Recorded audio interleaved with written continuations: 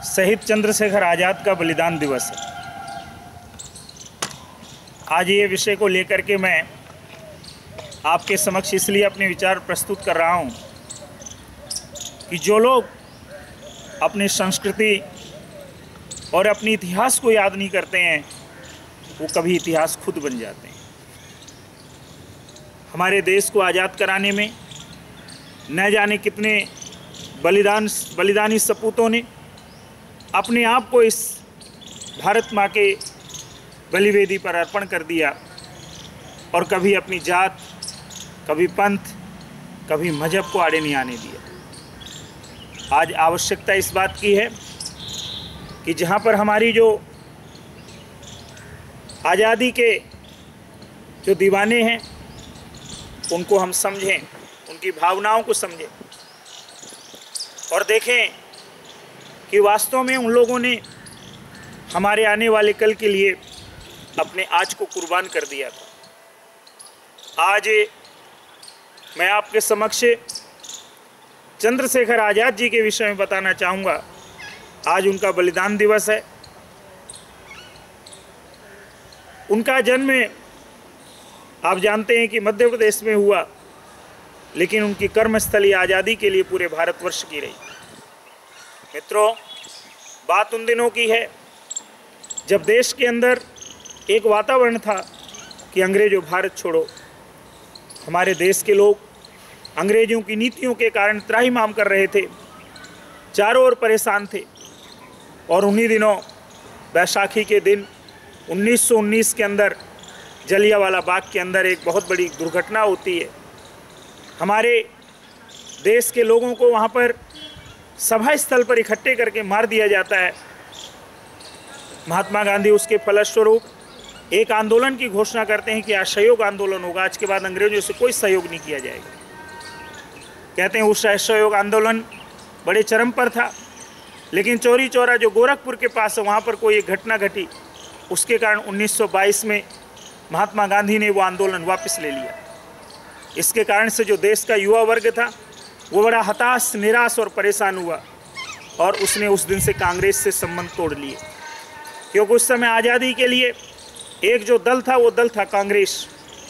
और उस संबंध को तोड़ करके राम प्रसाद बिस्मिल, चंद्रशेखर आज़ाद, भगत सिंह, इन लोगों ने अपनी एक नई पार्टी बनाई और उस पार्टी का एक ही लक्ष्य था कि देश की आज़ादी, जीत या हार, करो या मरो, इससे कम में कुछ भी स्वीकार्य नहीं था।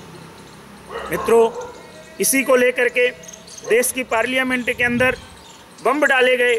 काकोरी घटना होती है और काकोरी घटना के फलस्वरूप राम प्रसाद बिस्मिल, ठाकुर रोशन सिंह लाहिड़ी, राजेंद्र नाथ लाहिड़ी, अशफाक उल्लाह खां, इन सब लोगों को जेल में पकड़ के डाल दिया जाता है।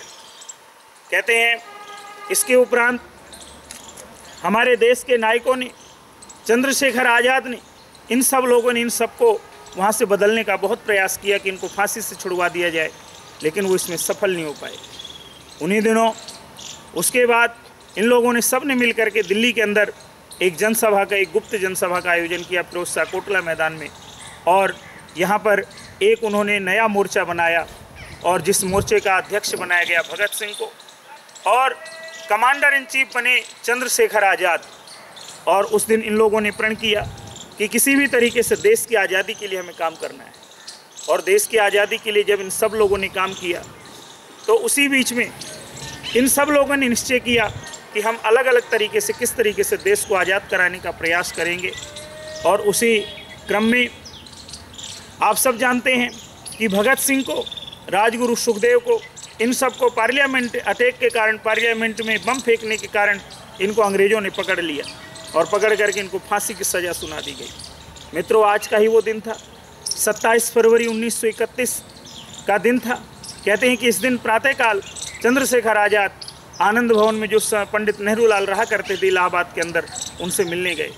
उनसे मिल करके कहा कि नेहरू जी, महात्मा गांधी जी आपकी बात मानते हैं, महात्मा गांधी जी की बात लॉर्ड इरविन मानते हैं, आप इनसे बात कीजिए और बात करके देश के लिए इन हमारे नौजवानों की फांसी रुकवा दीजिए। कहते हैं जवाहरलाल नेहरू ने इतिहास के पन्नों में दर्ज है, कभी पढ़ने का अवसर मिले तो पढ़िएगा। जवाहरलाल नेहरू से उनकी बहुत गर्मा गर्म बहस हुई, उन्होंने मना कर दिया। इससे चंद्रशेखर आज़ाद बहुत परेशान हुए और हताश होकर के वहाँ से निकल पड़े।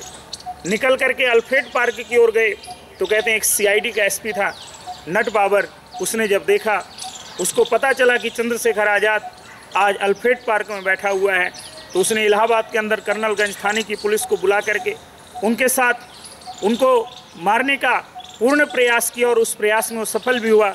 लेकिन आप जैसे कि जानते हैं चंद्रशेखर आज़ाद का एक संकल्प था कि आज़ाद हूँ, आज़ाद ही मरूंगा।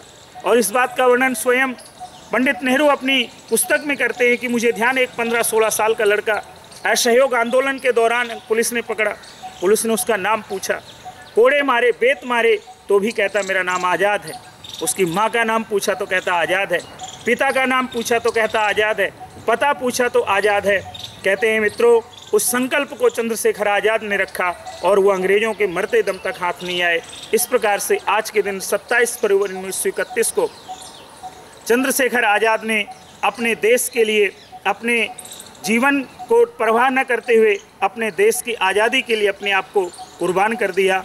मित्रों, आज समय थोड़ा सा ये है, चिंतन का समय है, विचार का समय है।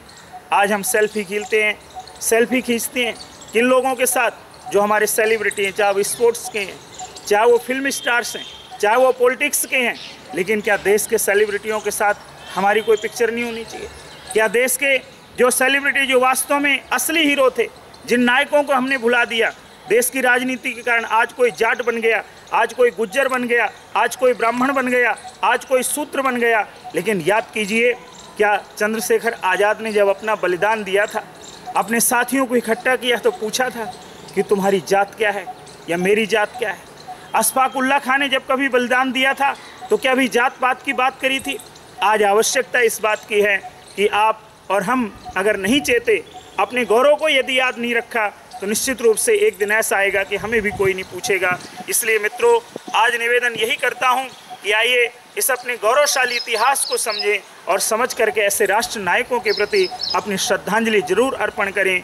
और श्रद्धांजलि अर्पण करने का एक तरीका हो सकता है कि इनकी स्टोरी अपने बच्चों को सुनाएं, अपने परिवार में चर्चा करें कि देखो, हमारे देश के लिए जो शहीद हुए, उनके कारण आज हम स्वतंत्र हैं, उन्हीं के कारण आज अभिव्यक्ति की, स्वतंत्रता की अभिव्यक्ति की बात की जाती है, उन्हीं के कारण आज हम लोग जो कुछ हैं तो उनकी वजह से हैं। इन्हीं सब बातों को कहता हुआ मैं आदरणीय चंद्रशेखर आज़ाद जी को अपनी ओर से श्रद्धा सुमन श्रद्धांजलि अर्पित करता हूं।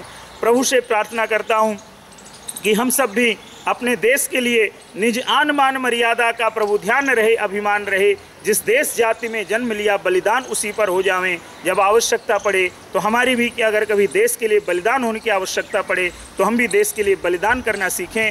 हम देश से लेते तो बहुत कुछ है, तभी तो किसी कवि ने कहा कि देश हमें देता है सब कुछ, हम भी तो कुछ देना सीखें, हम भी तो कुछ देना सीखें। जय हिंद, धन्यवाद।